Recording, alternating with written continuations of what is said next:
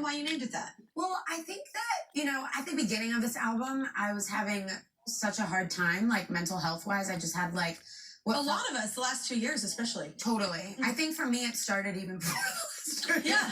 Well, then the last 2 years didn't help. Yeah, no. Yeah. It was like kind of just like, I think just crippling anxiety that was really hard for me.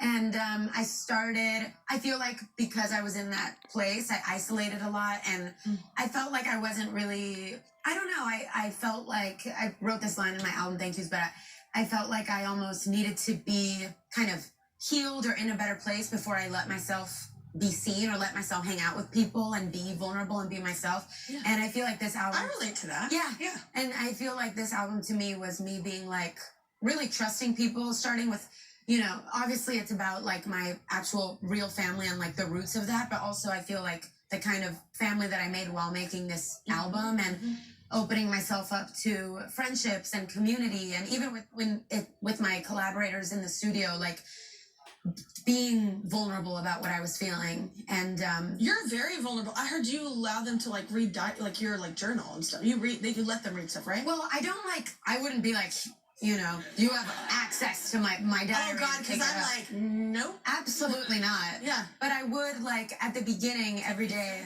I would like write in a journal, and then I would just like read it to Scott, and then we'd be like, oh, that's a cool line. Like, I feel like we could, write a song based on this lyric or whatever. So the whole thing for me was really like, I need to be real and vulnerable with the people, like while I'm in the studio. Because sometimes I felt like even being in the studio, like it felt sometimes performative for me. Like, I want to prove that I'm a good writer. I want to prove that I'm good. And this time for me was all about, Scott, here's like where I'm at, worst part of like where my thoughts go.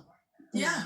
And I feel like that made like my favorite music that I've made. And also I feel like my collaborators became like my brothers in the studio, and starting to be open with people, like with the collaborators and like in the studio process, extended its way into my real life, where suddenly I was like, oh, I could be like really anxious and still hang out with my friend and just tell them about my anxiety instead of being like, let me cancel because... Well, because they're not rolling in perfect either. No. They probably got their own baggage. And I